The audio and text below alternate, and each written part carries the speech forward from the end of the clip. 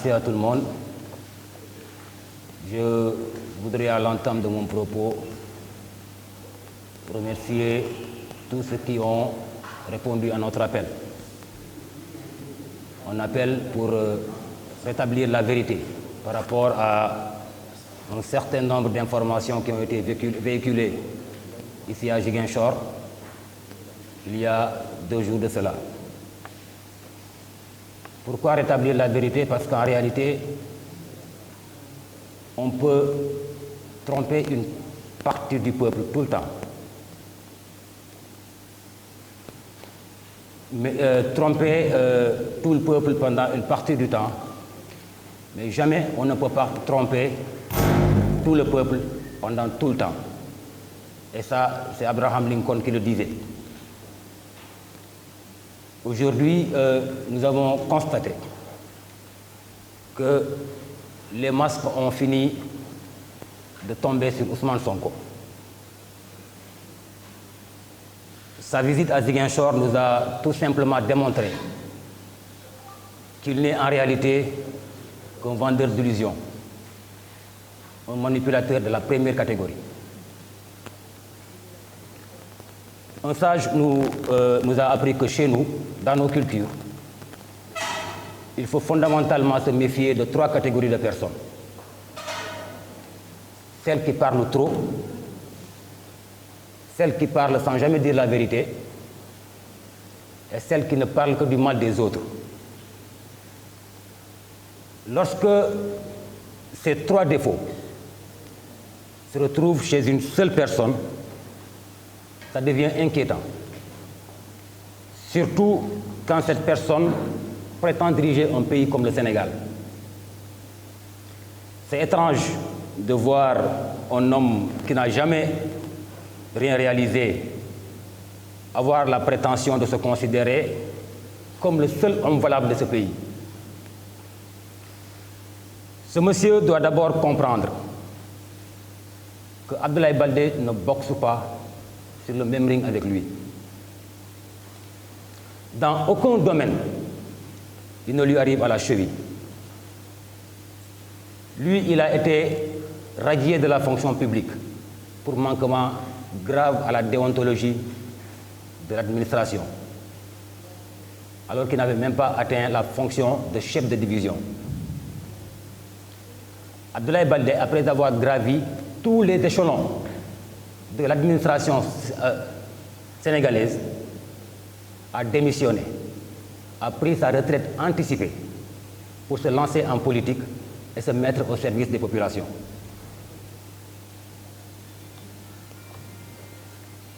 Quand on dit gravir tous les échelons, nous savons que l'inspection générale d'État est la plus haute hiérarchie de l'administration sénégalaise. Abdoulaye Baldé a été inspecteur général d'État en 2001, à 37 ans, soit 4 ans avant qu'il ne se lance en politique.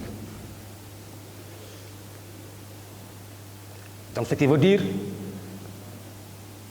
que quand Abdoulaye Baldé avait l'âge de ce monsieur qui se réclame aujourd'hui comme jeune, il avait déjà accédé aux plus hautes sphères de responsabilité dans ce pays. Je vous dis secrétaire général d'État de la présidence, inspecteur général, ministre d'État, j'en passe. Je rappelle à Djimbori que les hommes politiques qu'il semble mépriser aujourd'hui sont tous de hauts cadres de l'administration. Ni Macky Sall, ni Idrissa Seck, encore moins Abdoulaye Baldé, ne sont ses alter égaux. Ces hommes ont fait leur preuve de la base au sommet avant de prétendre diriger ce pays. S'ils pensent que c'est dans les accusations gratuites, le bavardage inutile et les contre-vérités qu'il parviendra à ses fins, eh bien, il se trompe lourdement.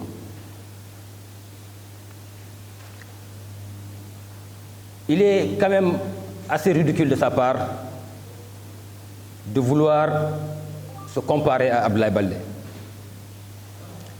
La seule élection à laquelle on peut insinuer une confrontation entre ces deux hommes remonte aux législatives de 2017, où lui, il n'avait eu que la moitié des voix que Abdoulaye Baldé avait.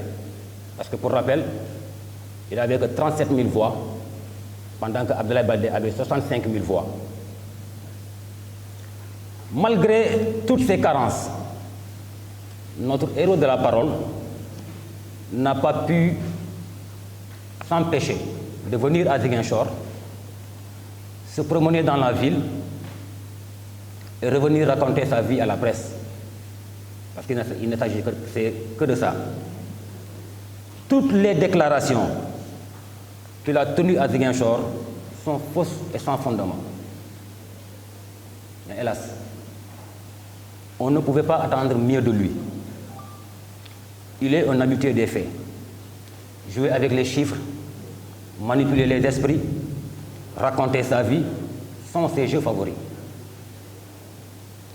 Il a eu le toupet de se prononcer sur le plan directeur d'assainissement de Ziguinchor sans aucune maîtrise de ce qu'il raconte. Qu'il retienne pour sa gouverne que les 21 milliards dont il parle sont prévus dans le plan décennal de lutte contre les inondations et non dans le plan directeur de l'assainissement de Ziguinchor. Ces 21 milliards prévus dans le plan décennal sont une déclinaison du plan directeur d'assainissement dont le coût global est de 50 milliards et sera intégralement financé par l'État du Sénégal. Ce plan directeur est composé de deux volets. Un volet drainage des eaux usées, qui constitue d'ailleurs la phase prioritaire dont les travaux sont en cours, avec 7 milliards déjà injectés, contrairement aux 5 milliards qu'il a annoncés. Le deuxième volet, c'est le volet drainage des eaux de pluie, dont l'enveloppe est en cours de mobilisation et que les travaux vont incessamment démarrer. Pire encore, notre accusateur ose affirmer que l'assainissement est une compétence partagée.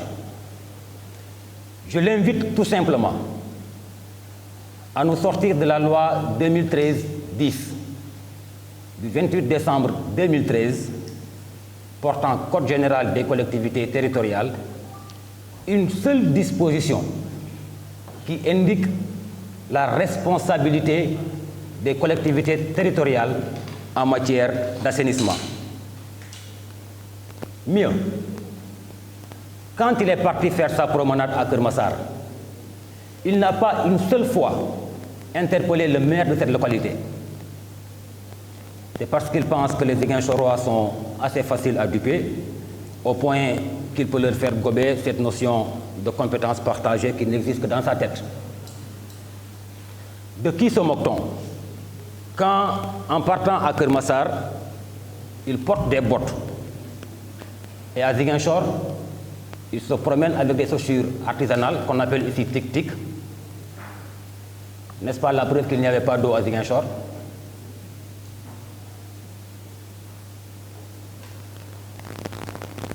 Il est d'ailleurs resté 3 jours à Ziguinchor pour attendre la pluie avant de faire son saut. Malheureusement, il semble que même Dieu n'était pas avec lui. Parce qu'il est resté 3 jours, il n'a pas vu une seule goutte d'eau. Il était obligé de faire un saut et partir. L'autre gros mensonge de Diombori, c'est quand il affirme que la commune a dépensé 200 millions dans le curage des caniveaux. Je vais tout à l'heure partager avec vous un document qui vous montre un peu la procédure de passation des marchés, sur lequel vous verrez le coût exact du marché de curage des caniveaux qui s'élève à 40 800 919 francs CFA pour être précis.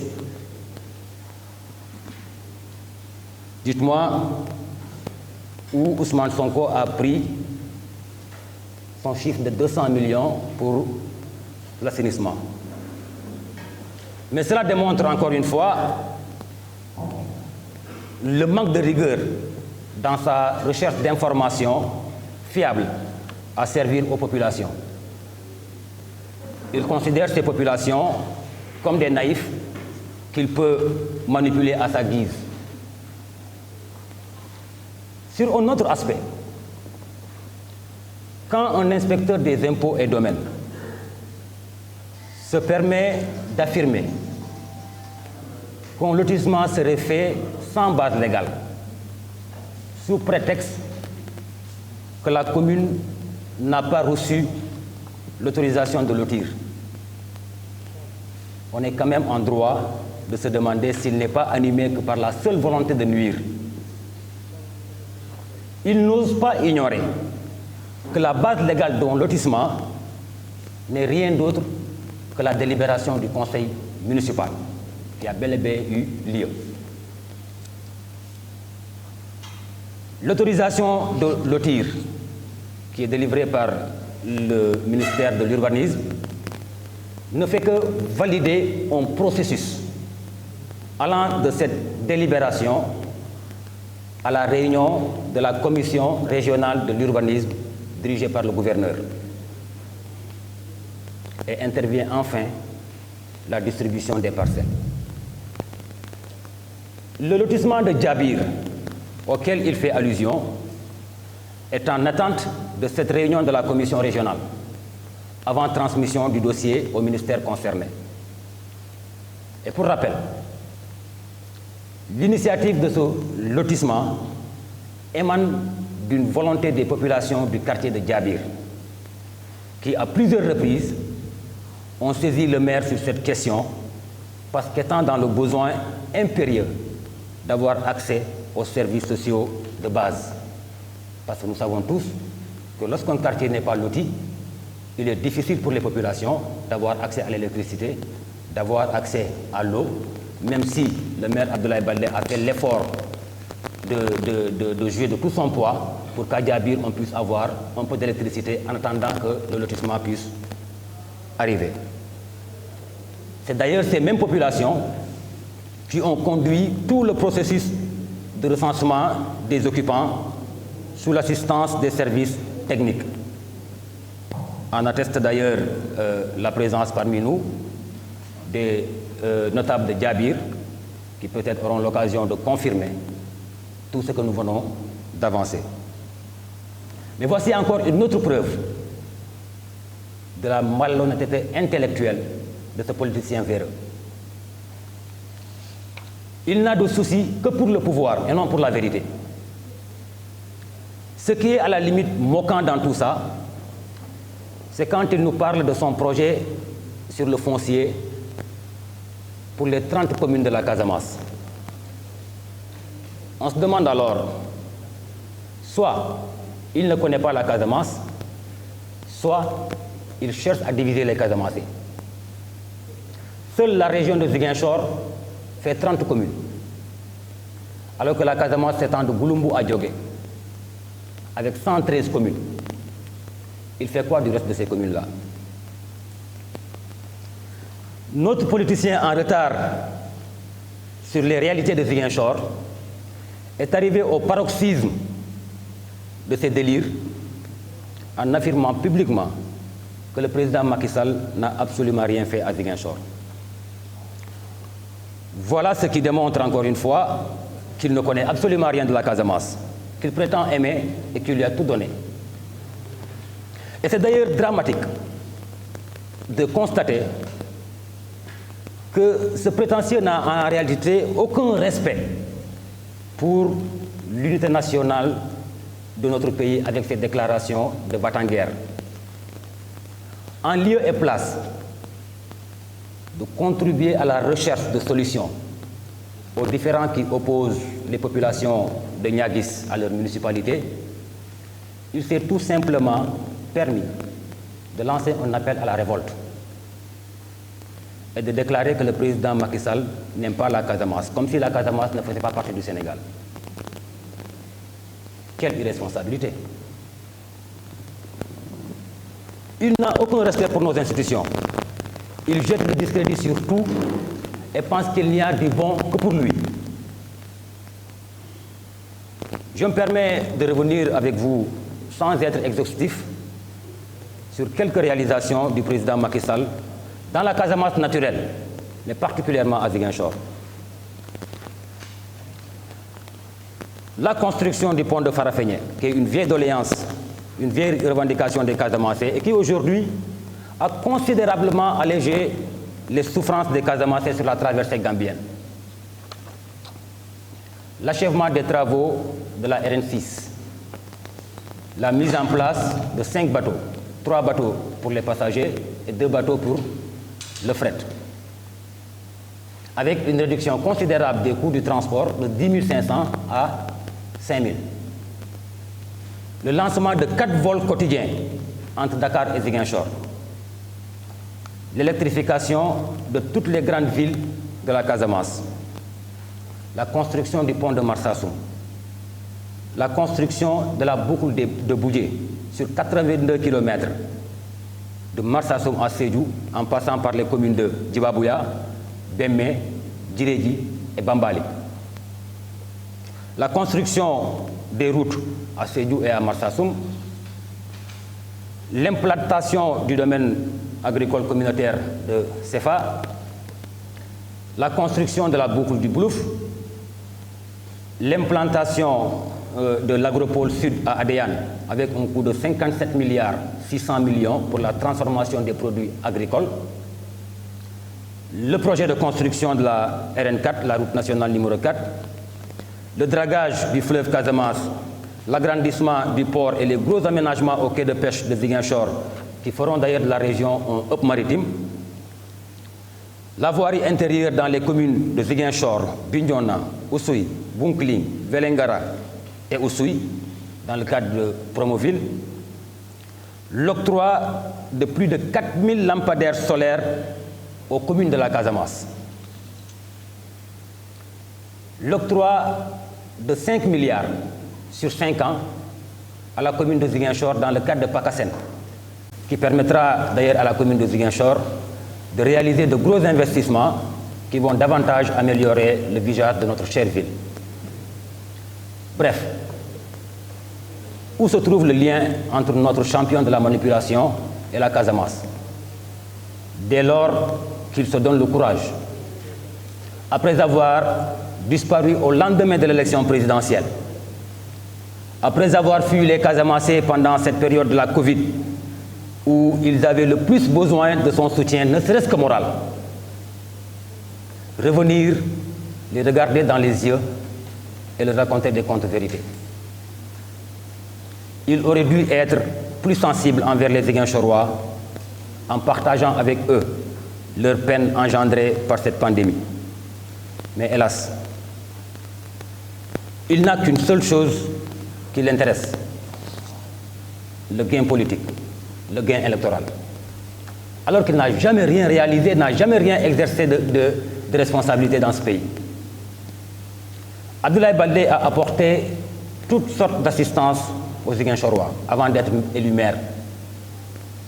Des étudiants au mouvement sportif, en passant par les femmes, les jeunes, les lieux de culte. Bref, tous ont bénéficié de l'accompagnement de Abdoulaye Baldé alors qu'il n'était pas encore maire de cette ville. En réalité, nous avons en face de nous un trompeur, un vendeur d'illusions, un imposteur, un populiste qui pense que seul le verbe fait un homme d'État. Abdoulaye Baldé a rendu tous les honneurs à Ziguinchor. C'est grâce à lui qu'aujourd'hui, cette ville est citée dans la quasi-totalité des instances internationales. Même s'il n'est pas né dans l'État, Abdoulaye Baldé est un enfant de l'État parce qu'il a accédé très jeune aux hautes sphères de décision de l'État. La différence entre Abdoulaye Baldé et notre vacancier est très simple. Abdoulaye Baldé connaît tout de l'État et il n'est pas bavard. Lui, il méconnaît tout de l'État et est très bavard. Voilà pourquoi il ne parle que pour ne rien dire. Quand loin de Ziguinchor, il faisait ses déclarations, On était quelquefois tenté de le croire, parce que quel que soit notre engagement politique, aux côtés du président Abdoulaye Baldé et par ricochet aux côtés du président Macky Sall, nous avons aussi un penchant très fort pour les intérêts de notre nation. Donc à chaque fois qu'il faisait ces déclarations, on était des fois tenté de le croire, parce qu'on était loin des réalités. Mais il a suffi qu'il vienne à Ziguinchor, se prononcer sur des questions que nous vivons et que nous maîtrisons, pour qu'on se rende compte qu'en réalité, ce gars n'est qu'un vendeur d'illusions, n'est qu'un manipulateur. Il doit apprendre à se taire lorsque ce qu'il a à dire n'est pas plus important que le silence. Voici en gros la leçon que nous voulons lui donner. Je vous remercie.